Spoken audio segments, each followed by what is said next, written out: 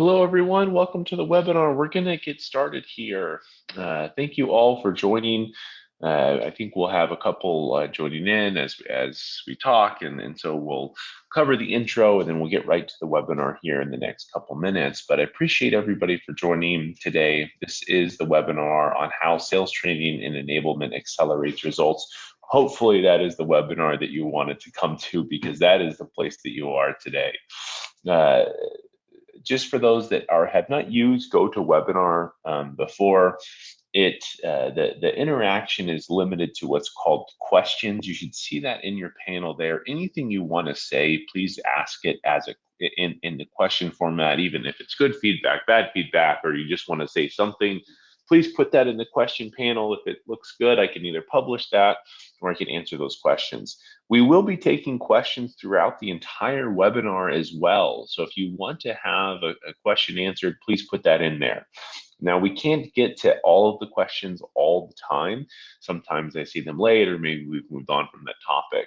If we don't have time to cover all the questions during the webinar, what we'll do is we write back to you one-to-one in an email afterwards as well. So definitely benefits you. If you have a question, please do ask it, because I can almost guarantee you that we'll find a way to get that answered for you. We're scheduled to run about an hour, probably go a little bit less than that, and then have some Q&A at the end. And the most common question I always get asked first and foremost is, will the recording to this webinar be made available afterwards? The answer is absolutely yes. So feel free to sit back. Do not worry about taking frantic notes. We will be sending you the recording of this webinar within about a week's time. With that, let's go ahead and get started.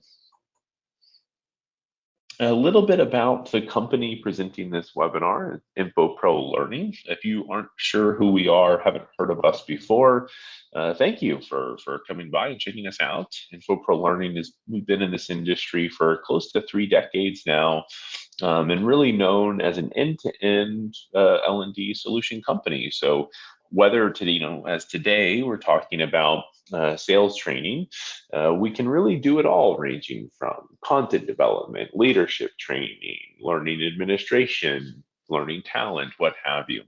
Really a full service organization that's been very fortunate to be widely appraised by a lot of industry analysts, from Brandon Hall, Gartner, Fosway, Nelson Hall, trainingindustry.com, et cetera, et cetera. But enough with the promotion of Infopro. Now let's get down to the webinar. It is with my extreme pleasure that I present Carol Cohen, who will be the speaker for today's webinar.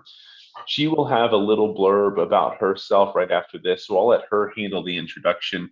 But I do want to say I'm not sure if she is going to promote it or not.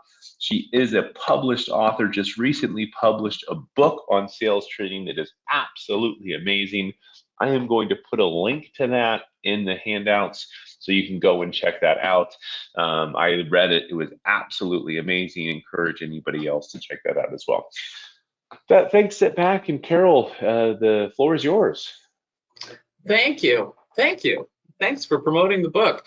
I want to mention before I get started on myself that we have a mission at Infopro to extend your organizational capability by unlocking the potential of your people. And I have that sort of mantra in my head. So you might hear me say that 150 times as we're going through this. But I'm Carol Cohen, and I lead the sales training practice, and I'm also a learning strategist here at Infopro Learning. Who am I really? I always feel on these webinars, we get kind of very professional and not too personal, and I want to share some just personal ideas so you know who I really am. I was born in Vermont, raised in New Hampshire, and I was a 4th generation school teacher. And one day someone suggested I work in instructional design at Digital Equipment Corporation. And that began a whole new career where I fell in love with enabling the success of others, especially salespeople. I went on to design and develop award-winning sales training programs for Digital, then Compaq, then HP.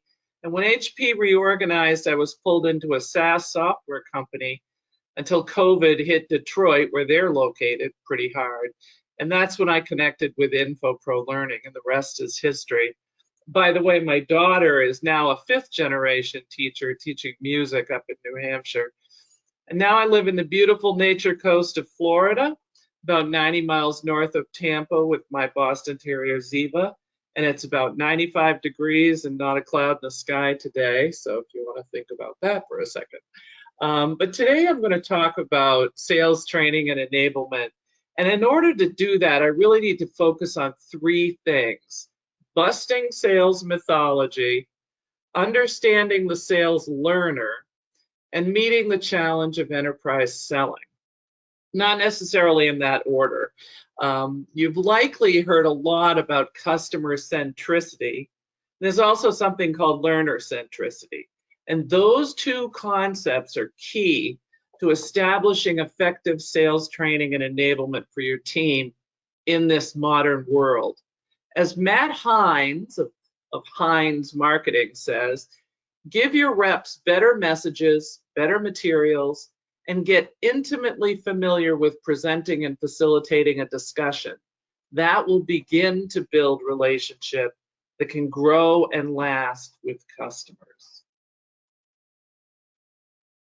So today's agenda begins with why we need to focus on sales training and enablement. And I want to do a little myth busting about sales as well. And then I can dig into the 4 phases of the real sales methodology. I'll also follow by talking about how customization and personalization of those materials can be critical to your success. We work with a lot of companies who require sales enablement training, including for our own sales team. And this notion of customization, or better yet, contextualization, is important to understand, because while you might be leveraging the content of a particular methodology, you must customize it specifically for your own market, your product value, your customers, your competition, and more.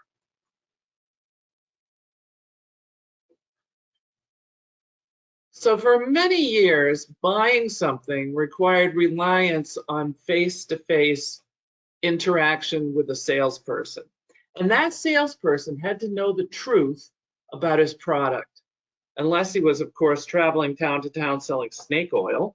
But there was really no other way for a buyer to learn enough to buy on their own. And then along came the internet, and buyers began to search on the web. And this changed the whole buying cycle and the buying process. They began to religiously study products, read reviews, form most of their decision-making before interacting with the seller.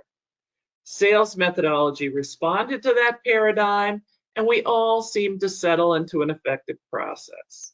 Then, March of 2020, we all woke up to the new world order dominated by COVID. And there was really nothing that avoided impact, and the world went into lockdown. And at the time, we all thought it would be a matter of months before we could get back to normal. Well, we all know how that worked out. We know what happened to buying. Jeff Bezos became a gazillionaire as everyone began literally buying everything from Amazon. And businesses responded in basically 3 ways: close up and scream, try to just power through it, or use the time to evaluate and possibly course correct their business. Meanwhile, people quickly got used to buying online, working online, and interacting with people on video conferencing. They expanded that buyer's journey to include online access to salespeople. So in a way, it was basically adapt or die. So just when everyone was up to speed and using challenger sales methodology, everything went kablooey.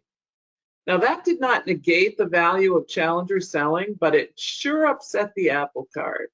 And I started to believe that COVID was not the slowdown machine we all thought it was, but rather an accelerator. Companies that resisted online sales, for instance, had to hurry up and do it. Buyers began to choose whether they needed a salesperson or not. Companies who relied on transactional sales had to change their sales process to a more consultative selling model or simply post their products online. The companies that chose to evaluate and course correct put their focus directly on the customer and moved their transactional sales process to a more consultative one. We're happy about that at Infopro because we create a lot of sales training for them to help them. But every seller had to view their sales cycle as a way to plant seeds for a long-term relationship. True, they needed to teach, tailor, and take control like in Challenger, but now they had to truly develop that role as a trusted partner. The world has changed, and so did the buyer, and that means so must the seller. So let's look at salespeople for a minute. There are a whole bunch of myths about them. I could spend all day talking about this, but I want to bust 3 of them. Myth number 1, salespeople are born, not made. Well, for many years, it was a common belief that sales could not be taught. You were born a seller. But back in 1893, it's a long time ago, John Henry Patterson of NCR had an epiphany. He had seen countless failed sales activity as he traveled from town to town. So he headed to the World's Fair. And he'd written a primer for NCR, a sales primer, like a little booklet. And he wanted to test the salesmen on it. And they all failed. So he hauled them off to a hotel and started a training school. And he was thrilled with the results. And that was really the first sales training back then at that turn of the century. Myth busted. Myth number 2. Salespeople have a very low attention span. They'll even say it about themselves. It drives me crazy. Salespeople are multitaskers. They need to be ready to take that client call even when they're on a client call. They have deadlines coming from every direction and they need to make their number. It is very hard for them to take time out of the field and give a training session their full attention. The problem is not low attention span, but interruption management. Those of us on the training and enablement side need to recognize this and keep our deliverables and assets short and to the point. Myth busted. Myth number 3, salespeople are coin operated. Just give them $200, they'll do anything. I hear this all the time. Not only that they're coin operated, but they love to compete for prizes. And I'm not saying that everyone doesn't love a great prize or a wad of cash, because we all do. But you're doomed to failure if you think a $20 coffee gift card is going to entice your salespeople to take a full day class. Salespeople are success driven. And in parallel, they are risk averse. That means if something is working for them, they will stick to it. And if they are not guaranteed success, then they will not take the risk to try it. Add to the mix the fact that they never want to be anything but number 1. So often, if they cannot be number 1, they won't be on that leaderboard at all. Another myth busted. So you can tell each one of these myths generates a requirement for design and development of sales training and enablement. So let's look at sellers as learners. They come from all different industries, all different regions, all different countries, all different markets. They seem like they're so different, but they're really not. They all work for companies who are really trying to do the same things. They're making money selling stuff. Now that stuff might be a service, it might be advice, it might be a product like a widget, it might be medicine, it might be software. Whatever it is, they're selling it to somebody, and that's how they're making their money. And as we know, companies just do 3 things. They save money with efficiency, they make money with their product and value strategy, and they stay out of jail, which is kind of the idea that they stay compliant with regulations and track their finances appropriately. And those are the 3 things they all do. And the money that's used for anything generally comes from sales. So the bottom line is making money is critical to the business. So sales success is critical to business success. So in sales enablement and training, our bar is set very high. So with all this in mind, how is it best to empower and enable a successful sales team? The first step is to figure out what you want them to do, to say, to know, to show, and to find. And in this day and age, that means using training time to really train and provide reinforcement materials, reminder job aids, and easily findable answers to questions in real time. So subjecting them to slide whipping isn't going anywhere. Training must build confidence in what is new to them in a way that they understand the value to their sales success and can easily put it all into practice. Sellers are stressed. They're smart. They're extremely capable. So we owe them the best training and enablement resources we can create. So defining that what you want them to do, say, know, show, and find is critical to success. Because so often a product group will say they have to know everything. They just have to know it. So we need to lecture them on knowing it. But really you have to look at those verbs and you have to figure out what is it that they can refer to that you put online? What is it they need to practice in a class? What is it they need to show their customers? What kind of resources do they need to find easily online?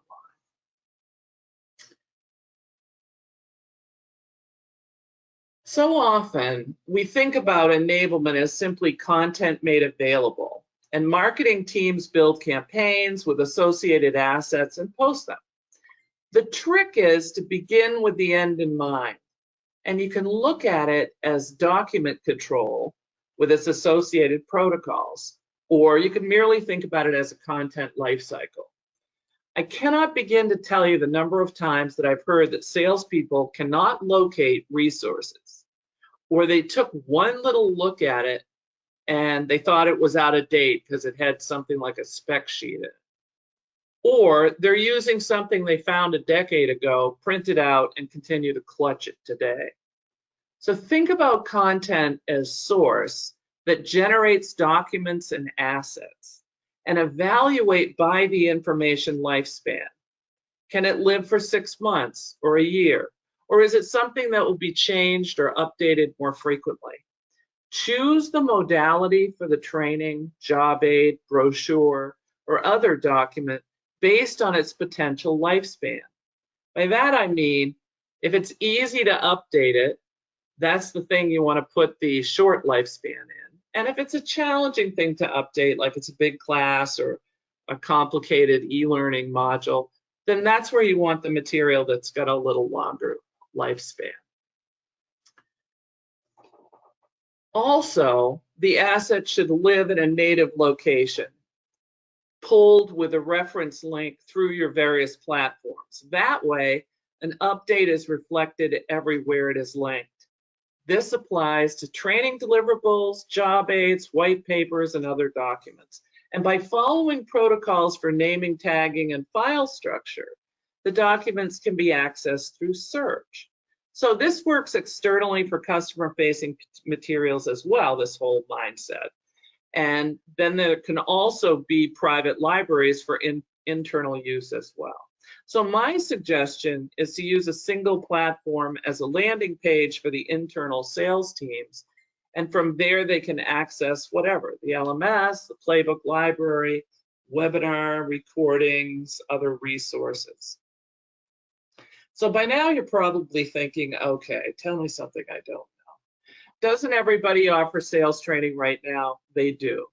The trick is to ensure it is customized and contextualized for your salespeople in order to align to your customer, your product, your industry, your sales cycle.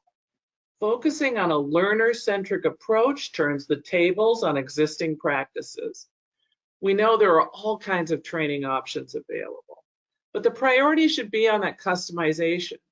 We at Infopro understand training, and we really get salespeople. So that's what makes our training different. Generalized sales training can be good, of course, but it's generic.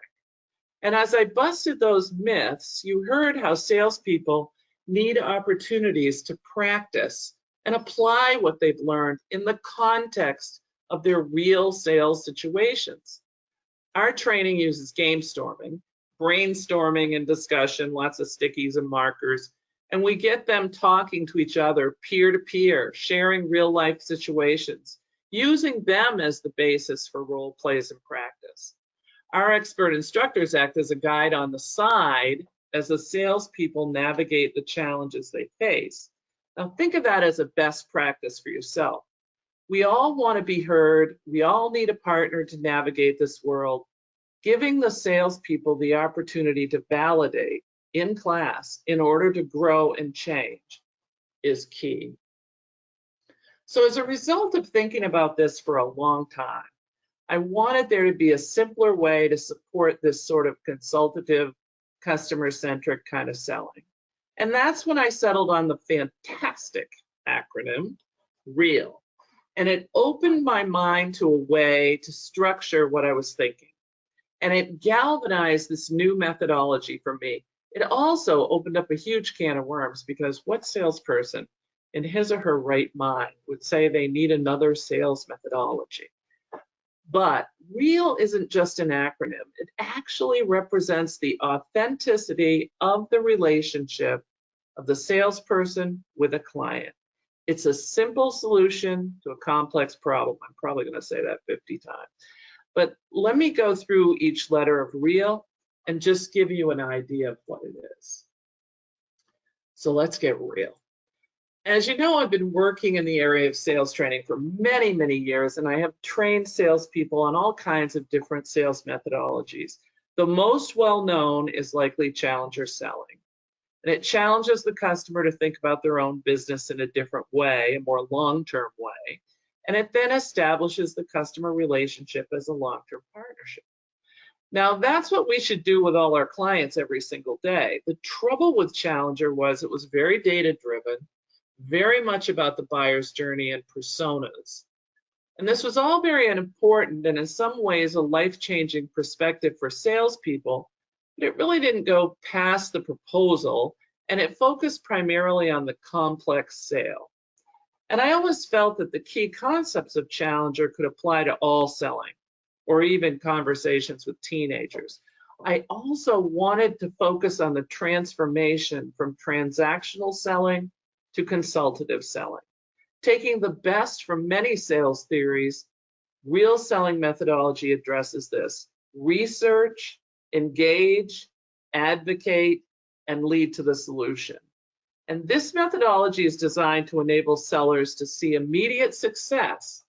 And our best practice is to accompany all training modules with Manager's Coaching Guide that offers tips and discussion questions for one-on-ones and team meetings. With the current market trends and pressures in every industry, sales teams are recognizing the importance of a value selling, customer-centric selling, and challenger selling approach. The REAL selling methodology does put it all into perspective, and it's how we sell in the modern world. Now, just a quick overview on the Challenger key concepts. Most large corporations have invested in the Challenger sales methodology. And when I say invested, I'm talking about probably $1 million or more in the programs offered by Gartner and CB. The Challenger book came out and just rocked the whole sales world because it was so different and because it was supported by data.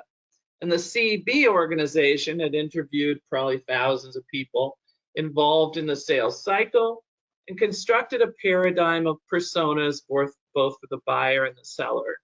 And the biggest aha moment of Challenger was that the research that was done on the buyer and the changes to the buying cycle. And it was just about that time when searching on the internet was exploding, buyers could research anything. And what they found was that in the olden days, buyers relied on a salesman to explain things, But in the new world, buyers actually had 50 to 60% of their research done by the time they had contact with a salesperson. So here's the key concepts of Challenger, and they're basically what people have to do. Teach for differentiation, tailor for resonance, and take control of the sale. And you do it by understanding personas of the buyer. And there's also a recognition that in the buying cycle, there may be multiple people who must agree on the buying decision, and those people have different personas and goals. Then the final piece of the puzzle is commercial teaching. And that's that choreography at the bottom of the slide where you begin with the warmer, listening with empathy, building trust, then reframe the question they ask to think more broadly about their business. Talk to them about industry insights and business consequence of staying with the status quo. That's rational drowning. A gruesome term, which I always hated talking about, and then define the emotional impact so the buyer realizes that it's serious if they don't do something.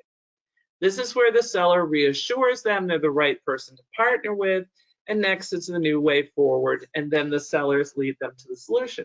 The key thing is that they lead to rather than with the solution. And the bottom line is that Challenger becomes the what you have to do, and real selling is actually how you do it. Now, I'm not discounting all the work that CB and Gartner will do for companies in terms of setting up their marketing and messaging and everything else to support Challenger. That's critically important, but not today's topic. So real selling is comprised of 4 stages of the methodology. R is for research, and this means knowing your customer, the market, their industry, and also the value of your products. E is for engage. This is the part about how you confidently converse with people as a valued professional, building rapport and a foundation of trust. A is advocate. Now this one gets tricky. You're not advocating for your solution. And we love doing that. Quick, give me 100 examples of where we did this before. You're advocating for the customer to help solve their problem. And finally, lead to rather than with the solution. And in the next few slides, I'm going to use the actual customizable content in our portfolio to demonstrate each section. So in this methodology, I emphasize research because it's really important to understand what's going on with that customer. What's going on in their industry? They're doing homework on you. They're looking you up on LinkedIn. You ought to be looking them up, reading their annual report, or at least the front half, to understand where they're at and where they're going. The question is not, oh, this is a pharmaceutical company. Where can I find an example of something we did for a pharmaceutical company? The question is, what's going on with pharmaceutical companies right now? And why are we the best partner to support them? We talk to a lot of pharmaceutical companies, and we know exactly what's going on with them. We know that there are pressures on them to adopt an entirely new process for selling and what they're selling. Testing has been accelerated by COVID. That's the type of thing that you really need to research and understand, and that's how you warm up to the customer and reframe their problem. So we need to know how customers value what we provide, not just what we provide, but how it is valued by our customers. And you can see right there how that defines what should be available in training and enablement materials. So when we train salespeople on these stages, we are set up to customize for their customer profile. Why does that matter? Well, studies show that the purchase experience itself is the most important influence to buy. Buyers rank the following skills, which are on the slide, as the most important contributors to the overall purchase experience. The salesperson demonstrates unique insight. That's that research. Helps the buyer come to a decision. Works to understand and address stakeholder interests, helps the buyer build support across the organization, and just plain makes it easier to buy. That's often at the heart of your sales enablement materials. Here's an example of another customizable slide. We know that customers often do more in tune with the market, or they are more in tune with the market than our salespeople are. Knowing the market and the industry trends are required for them to do their job well. Because the long-term sales relationship is so important these days, you have to know what the pressures in the market are. What are the things that are happening to those clients that could influence their decisions going forward?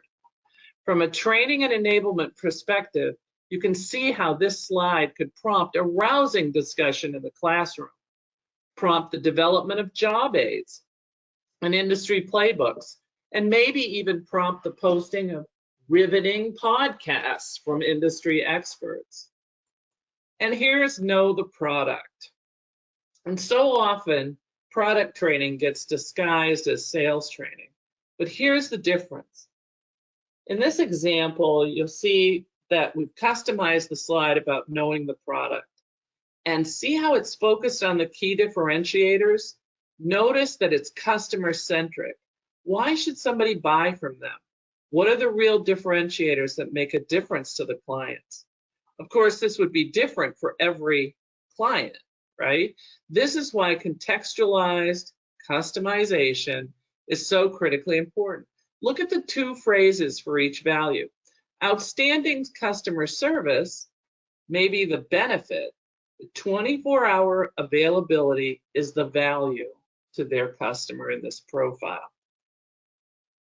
E is for engage. And this is where we dig into the active, empathetic listening and building trust. Basically, this section of the methodology is about connecting with the customer and building a trusted environment as a firm foundation that can last. And we look at customer engagement as an ongoing and continuous relationship, one that begins the first time you interact with a client.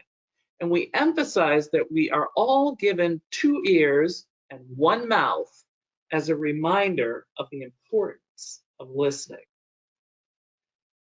Often in sales training, there'll be a focus on empathetic listening, and we like to talk about empathy and differentiate it from sympathy. It has to be authentic. Sympathy is when you feel bad for somebody, but empathy is having a deep understanding of the person's position. Often, sales reps talk to customers who've been in similar situations, and they can really feel their pain.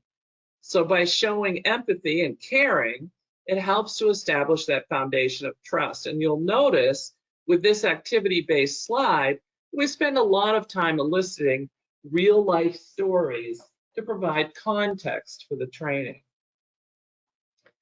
And finally, just a quick word about building trust, so critical to everything. We talk a lot about Stephen M. R. Covey's book, Speed of Trust. There's a low level of trust in an environment, then there's a lot of redos and holdups. And this can happen in a sales cycle really bad. If you have a client that has a very low trust environment in their company, they spend forever getting that paper signed. We call that a trust tax. And you pay it in terms of time and money. And by increasing the level of trust and focusing specifically on building trust, you're able to accelerate decision-making and move things along more quickly. The 2 areas that we specifically focus on are competence and character. Competence because it's something that we can teach.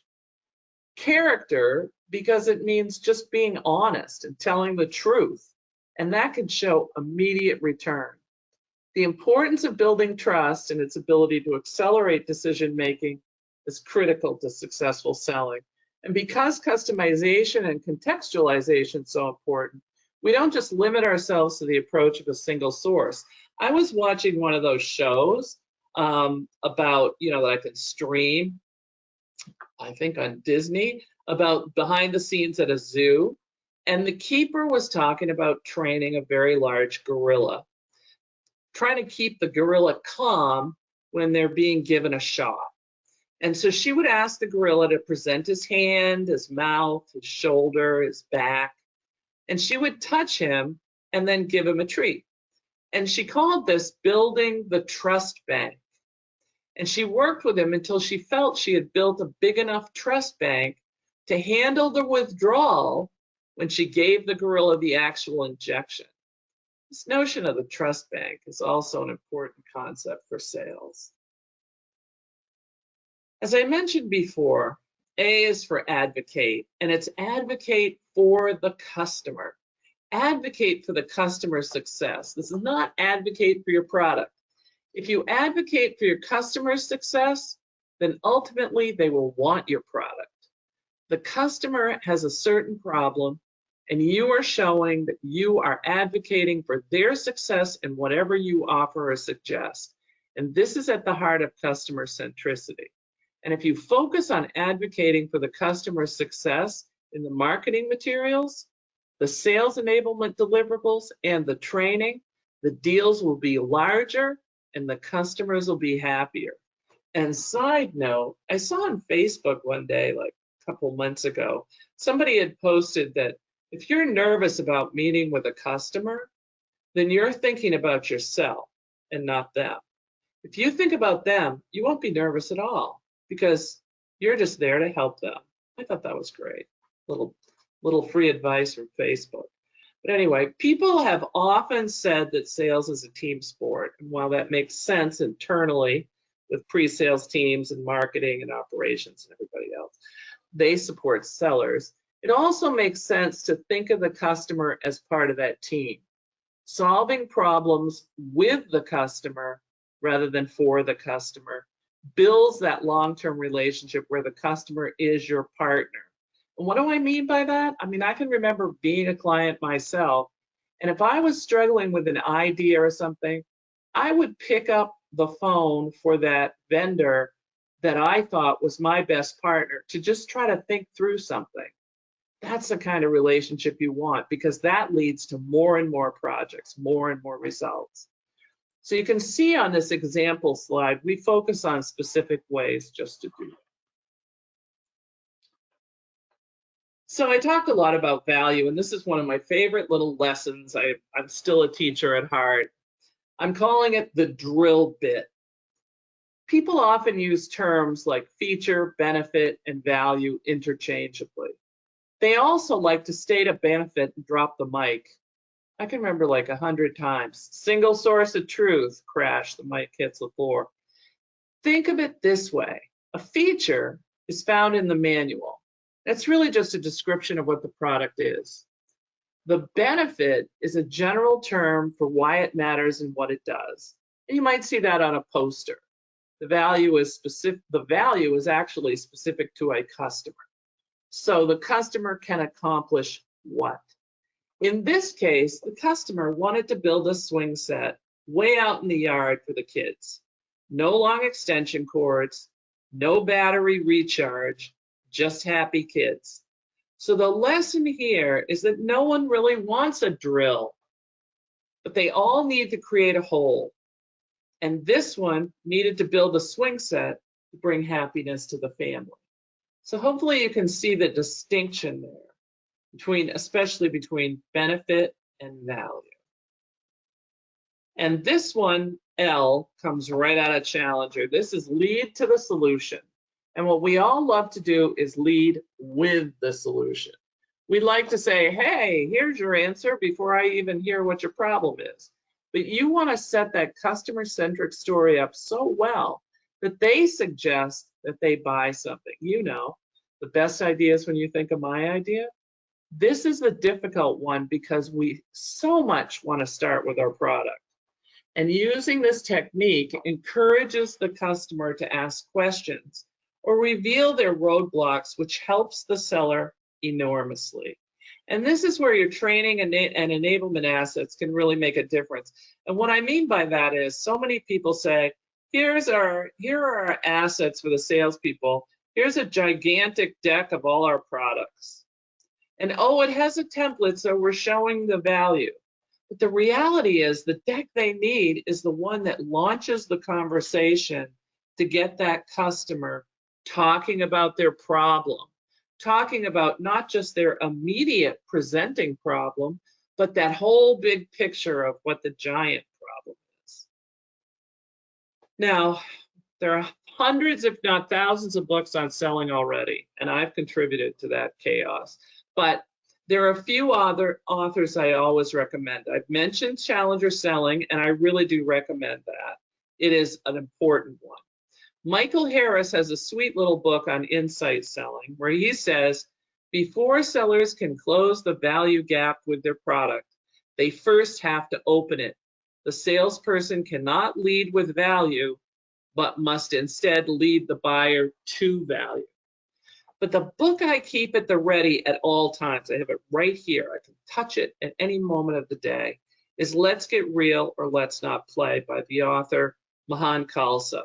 Total guru, great advice, lots of videos on YouTube, worth the listen. One thing this book taught me is to move off the solution. May seem counterintuitive, but the reality is the solution has no value without customer context. That one principle of his runs a value thread through all training and enablement assets for sales. So recommending books and offering book reports can be a successful aspect of your enablement curriculum. But Mahan Khalsa, all the way, I say. Now, Jack Welch said, having this, the customer-centric mindset, will impact the questions you ask and the conversations you have with the customer. The real selling methodology supports that customer centricity. And as I said before, it's a simple solution to a complex problem. Research, engage, advocate, and lead to the solution. And as Nolan said, your book bag is not yet full. I've written a book on real selling. It's short. It's filled with stories supporting the 4 phases. And many of you might be thinking, I just don't need another methodology. Thank you very much. I don't need change because I'm fine here, entrenched in my current process that is as comfortable as my fuzzy slippers. Sales is complicated and difficult. Don't get me started on my reaction to the term soft skills, when selling is about the hardest skill to master. Just because selling is complex does not mean that the sales methodology has to be. And the idea is to establish a methodology that returns frequent success milestones while addressing the complex needs of the long-term customer relationship. And while the real methodology addresses the success-driven needs of the seller, it offers a familiar low-risk path aligned to the buyer. So change is not easy and often feels like a high-risk situation. The real methodology provides that framework for many familiar functions, and that's why I believe the combination of the familiar and the new will quickly feel like those aforementioned fuzzy slippers. So how do you get the sales team to learn from the training and take advantage of the sales enablement assets you create? Let's start with the learner-centric approach. This dates back to, like 40 years ago when there was a big push for student-centered education in public schools. They apply what they hear. What it basically means is that people learn in the context of the real life, applying what they hear and their understanding to that real life, and then they reinforce it and ultimately live by it. So if you think about the idea of a student discovering something on his own and then applying it and practicing it, that's way different from just hearing about it. Of course, I go way back to hearing them say that training is just tell them what you're going to tell them, and tell them again. Well, that works so well, especially with teenagers. Their content is king. And the subject matter experts just say, be me, and you will win. The truth of the matter is to apply a new methodology or a new understanding or new behavior requires practice. And it requires wrestling with your own context and understanding what that change means to you. And then you're able to apply what you've learned and do something about it. And only then we're able to track that success. So that's our approach for sales training and enablement. So here's what we call the fundamental premise. We're encouraging discovery and trusting the learners to learn. And now here's what's wild about this. We're shifting the responsibility for the learning to the learner. Why would we do that? Even if your sellers are just starting out in sales, they have tons of experience behind them. Leveraging that experience in the context of learning is the way to be learner-centric. So our courses are different, hopefully yours too. Our courses are sophisticated and require instructors who can be effective guides on the side, who understand the context of the learner and explore that thoroughly before they start delivering the class. We encourage instructors to be that guide on the side rather than the sage on the stage. You know that guy. He talks for like 2 hours straight about how he does it and then says, and if you need anything, call me. I'm actually acting like that right now, so I apologize in advance. The learners usually find this exciting, but once they leave, then they struggle to put it in practice. With a guide on the side, the learners practice throughout training.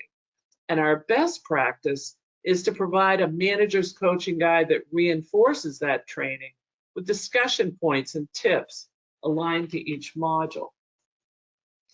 So in closing, I just want to emphasize the 3 pillars of good sales training and enablement. To be able to deliver the value message to a customer, the sales people are asking you, what are you doing for me? This requires that the sales enablement materials are truly informative in their context. This means developing backgrounders on the market, the industry, the customer profile, creating resources that describe the product value aligned to identified customer problems. This might mean creating short slide decks for each problem profile. And to truly support this methodology, you should have industry insight packages that offer a forward-looking view of the importance of the product value. The second pillar is to be responsive. In sales, everything can change on a dime, and the sellers need to be agile and informed to respond to that change. And this means they have preparation prior to a change happening. Monthly webinars or calls with briefings, updates, truthfully, someone who's watching over the maintenance of all materials to ensure that they're up to date. And the final pillar is about people. Establish best practices for stand-ups and one-on-ones, providing support materials for managers and true accessibility to the library of resources is a must. Sure, it's a lot and stakes are high, but good sales training and enablement program will pay off in the long run, and keep it real. So I'm going to stop there for questions. Nolan? Thank you very much. We have a couple questions coming in. If you have any questions, please go ahead and ask them. We ended about 10 early, so we have time for a couple of them. The first one I get is, how do you, and I know you covered this in there as well, but they said, are there any tips for getting some of the seasoned salespeople to buy into this message, can't teach an old dog new tricks kind of problems, it seems like. Yeah, I clearly did not bust the myth that, sellers are simple to teach. The older, the longer they've been doing it, this goes back to the understanding that they're success driven and that they're risk averse. So if you get someone that's been doing it for a long time, they've been doing it for 20 years, they know what they're doing. They were there when Challenger came out, they know everything. True, but they have that same characteristic even as the young ones. They want something that gives them immediate success. If they see success, they will change. If they don't see success, they'll just see it as one more thing, don't need it, because they're risk averse. And to me, this is the thing that was always baffling to me, because so often people would characterize those sellers as stubborn. But I don't think they're stubborn. I just think they're risk averse. They're doing something they think has worked forever, and now maybe it's not working so well. This is an opportunity to say, Here's something to try. Here's the way we can support you. And if they see immediate success, and I'll tell you, there's some examples too with our own sales teams where, for instance, they would say, you know, we have to show them all the different things that we do at the beginning, and then I'm not sure how to lead the discussion after that. And my suggestion to them is, how about we just look at their website? Suddenly we see that they're this company or that company, they're all into sustainability, they have this new program, they're very proud of this award they won. And my answer is, just start the conversation with that and see where it goes. And what happens is, if it goes well, that reinforces the idea of changing. Then they become hungry for more and more information like that. That's where the enablement library comes in. But it really is about that success-driven, risk-averse kind of model. It's just ingrained more in the older seller. Plus, Right. the world is changing like crazy. I mean, you know, they know it's changing. They just don't know. They don't want to take a risk. Yeah, and I think, you know, what's really interesting, it's a question that we get on some of our other webinars on how to measure the success of training programs. I always highlight sales training as actually being one of the more obvious ones to be able to show performance for, because the numbers don't lie, and salespeople are traditionally pretty well versed in being measured by their performance, you know, because that's how they get paid. And so Exactly. it's not uncommon, and we have so much data. So, you know, yeah, to your point, one of the best ways to get a salesperson on board is to put more money in their pockets by showing them that it works and that they're doing a better job. But then, you know, I wanted to add, that's also one of the best ways, and I think maybe one of the easier projects to get funded is sales training, because proving out that ROI Right. is just so easy. And along those lines, I had a couple questions about pricing for this. You know, what does it cost to go through a program, the real sales training methodology? I'm not sure if you'd like to answer that on the call, or if maybe we want to take that offline. Well, I think it's very cost effective. For one thing, I've been doing this a long time and with lots of vendors. So now that I'm on the other side of the table, I'm sensitive about that. But what I tried to do was create kind of leverageable training modules as a product that supports our methodology, but that it really is custom development, because we work with you to customize that content specifically to you. And then that is one level of pricing, which means it's really a very reasonable rate. And then we have either a master instructor who can provide train the trainer with your people, or we have the master instructor and then our own trained instructors. Now, that's where it can get costly, because if you really want that trained sales trainer who has experience as the guide on the side, is willing to do the homework about your market, your customer, really understand that, they are pricier than a facilitator that you might hire. But we aren't talking about some of the prices that I've paid over the years.